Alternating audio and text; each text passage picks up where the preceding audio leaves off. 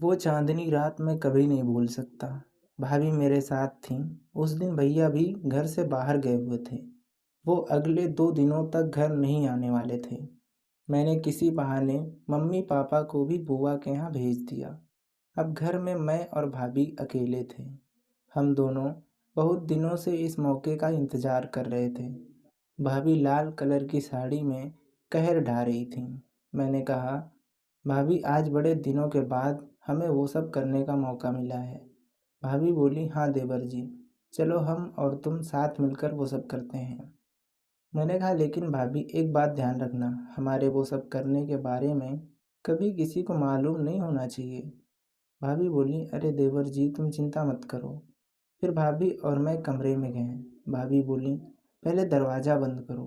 भाभी बहुत खूबसूरत थीं, लेकिन मेरे भैया इनकी खूबसूरती का कदर नहीं करते। वो बस इन्हें बार बार डांटते और इनसे झगड़ा करते थे। और यही वजह है कि भाभी मेरे साथ वो सब करने के लिए पागल हो रही थी। एक दिन मैं कॉलेज से वापस आया तो देखा भैया और भाभी में कुछ बहस हो रही थी। मैं उनका झगड़ा शांत कराने गया, लेकिन उन्होंने दरवाज़ा बंद कर रखा था। मैं बाहर खड़े होकर उनकी बातें सुन रहा था। भाभी कह रही थीं कि जब तुम ठीक से नहीं कर पाते तो मैं क्या करूं? फिर किसी और के साथ करने का मन तो करेगा ना। भैया बोले, तुमने मुझे मशीन समझ रखा है क्या? कोई भी इंसान अगर 1 घंटे तक वो सब करेगा तो उसकी क्या हालत होगी? थक जाएगा बेचारा। भाभी बोली, तो तुम दोबारा तो कर सकते हो ना। तभी भैया बोले, देखो, तुम्हारा जिसके साथ मन करे उसके साथ करो, मुझे कोई फ़र्क नहीं पड़ता, लेकिन मैं रोज़ रोज़ वो सब नहीं कर सकता, मेरे पास और भी काम है। मैंने सोचा लगता है भाभी भैया से बहुत गुस्सा है। फिर मैं वहाँ से चुपचाप चला आया। थोड़ी देर बाद भैया बाहर आए। वो बड़े गुस्से में थे, तो मैंने कुछ नहीं बोला। मैंने सोचा एक बार भाभी से पूछता हूँ। मैं भाभी के कमरे में गया तो वो बेड पर बैठी थी। मुझे देखकर भाभी बोली, और देवर जी आओ, कोई काम है क्या? मैंने कहा, नहीं भाभी, अभी मैं थोड़ी देर पहले आया था तो तुम्हारी और भैया की कुछ बहस चल रही थी, तो मैं चुपचाप लौट गया। भाभी बोली, अरे ये तो रोज का ड्रामा है। मैंने पूछा, अच्छा भाभी, मैंने सुना तुम भैया को कह रही थी कि वो कुछ ठीक से नहीं कर पाते। तो भाभी बोली, अरे कुछ छोड़ो। मैंने कहा, बताओ ना भाभी। वो बोली, अभी तुम बाहर जाओ, मैं बाद में बताऊंगी। मैंने भाभी से पूछने की कोशिश की, लेकिन वो बाद में बताने के लिए बोली। फिर मुझे थोड़ा काम था तो मैं अपने कमरे में जाकर करने लगा। भाभी मेरे लिए चाय लेकर आईं। मेरी भाभी आज बहुत सुंदर लग रही थीं। तो मैंने उनको कहा, अच्छा भाभी एक बात कहूँ? तो भाभी बोली, हाँ कहो। मैंने कहा, भाभी आज तुम एकदम ज़बरदस्त लग रही हो। भाभी मुस्कुराने लगी।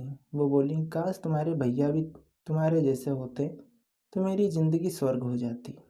मैंने कहा, क्यों? मेरे भैया तो मुझसे भी अच्छे हैं। भाभी बोली, देवर जी तुम्हें नहीं पता, वो सिर्फ ऊपर से ही अच्छे हैं, लेकिन अंदर से बहुत चालू चीज़ हैं। मैंने कहा, क्यों भाभी, ऐसा क्या कर दिया भैया ने? तो भाभी बोली, अब क्या बताऊं, मुझे तो बताते हुए भी शर्म आ रही है। मैं भाभी के मन की बात जानने के लिए उन्हें और उकसाने लगा। भाभी बोली, तुम तो जानते हो कि हमारी शादी पूरे 2 साल होने वाले हैं, लेकिन तुम्हारे भैया आज तक कभी वो सब ठीक से नहीं कर पाए। मैंने सोचा भाभी तो मुझे इस तरह की बातें कभी नहीं बताती थी, फिर आज इन्हें अचानक क्या हो गया? वो बात करते करते मेरे ठीक बगल में सटकर बैठ गईं। मैंने भाभी के हाथों को अपने हाथों में लेकर उनकी बातें सुनने लगा। तभी अचानक से मम्मी भाभी को बुलाने लगी। फिर भाभी चली गईं। मैंने कहा, हट यार, मम्मी को भी भाभी को अभी बुलाना था। मैंने सोचा जब भाभी मेरे इतने पास आकर बैठ सकती हैं तो शायद मेरे साथ वो सब भी कर सकती हैं। मैं भाभी के साथ वो सब करने के लिए पागल हो रहा था, लेकिन क्या करता, उनसे सीधा जाकर बोलने की हिम्मत भी नहीं हो रही थी। फिर कुछ दिन ऐसे ही बीत गए, लेकिन मैं भाभी के साथ करने के बारे में खाली सोचता रहा। एक रात मैं करीब 1 बजे बाथरूम के लिए उठा। भैया का कमरा ठीक मेरे बगल में था। मैं बाहर आया तो मैंने देखा भैया के कमरे की लाइट जल रही थी। मैं बाथरूम से वापस आया, तभी मुझे भाभी की आवाज़ सुनाई दी। मैंने दीवार से सटकर उनकी बातें सुनने लगा। भाभी कह रही थी, तुम्हारा देर तक क्यों नहीं चलता? तुम हमेशा ऐसे ही करते हो। मैं तो तुमसे परेशान हो गई हूँ। कुछ देर उनकी बातें सुनने के बाद मैं अपने कमरे में सोने चला आया। अब मैं समझ गया था कि भैया क्या ठीक से नहीं कर पाते। फिर सुबह भैया के ऑफिस जाने के बाद मैं भाभी के कमरे में गया। भाभी कपड़े फोल्ड कर रही थी। वो मुझे देख कर बोली, क्या हुआ देवर जी? मैंने कहा, अच्छा भाभी एक बात कहूँ, बुरा नहीं मानोगी? भाभी बोली, क्या? मैंने कहा, भाभी तुम नहीं चाहती कि हमारे घर में भी एक छोटा सा नन्हा सा मेहमान आए? तो भाभी बोली, क्या मतलब? मैंने कहा, अरे मतलब यही कि तुम मुझे चाचा कब बनाओगी? मेरी बात सुनकर भाभी ने अपना सर नीचे कर लिया। मैंने कहा, क्या हुआ भाभी, मैंने कुछ गलत बोल दिया क्या? तो भाभी बोली, अरे नहीं, तुमने कुछ गलत नहीं बोला है, बल्कि शायद मेरी ही किस्मत में बच्चे का सुख नहीं है। मैंने कहा, क्यों भाभी? वो बोली, अब क्या बताऊँ, तुम्हारे भैया ठीक से कर ही नहीं पाते। मैंने कहा, भाभी अगर तुम चाहो तो हम दोनों वो सब करें। भाभी बोली, लेकिन हम कैसे करेंगे? फिर अगर ये बात घर में किसी को पता चल गई तो हमारी कितनी बदनामी होगी। मैंने कहा, देखो भाभी, यही एक रास्ता है जिसमें मेरा भी फ़ायदा है और तुम्हारा भी।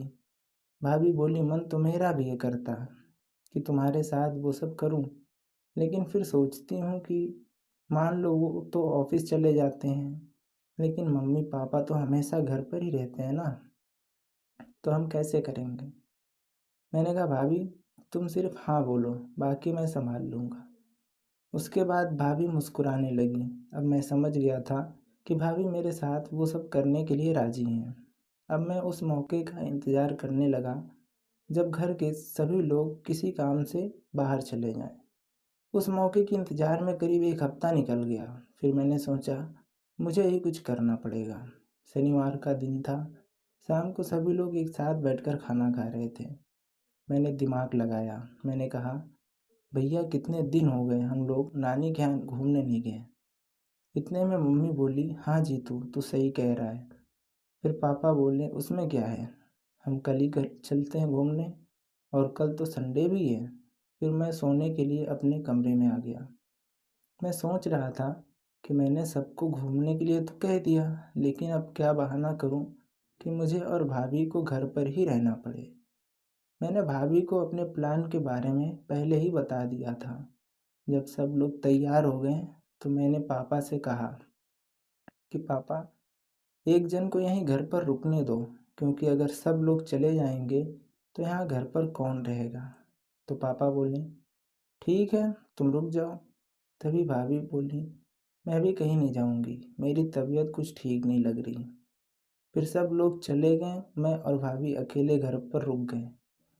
मैंने कहा, वाह भाभी क्या बहाना किया है। तो भाभी बोली, अगर बहाना नहीं करती तो वो सब करने का मौका कहाँ मिलता। मैंने कहा, तो फिर चलें? भाभी बोली, हाँ, अब तो बस मज़े करना है। फिर मैंने और भाभी ने मिलकर खूब काम किया। इस कहानी के सभी पात्र और घटनाएं काल्पनिक हैं। इसका किसी की जिंदगी, धर्म, समुदाय से कोई संबंध नहीं है। अगर इसका किसी की जिंदगी से मेल होता है तो यह एक संयोग माना जाएगा। हमारा मकसद किसी की भी भावनाओं को ठेस पहुंचाना बिल्कुल नहीं है। धन्यवाद।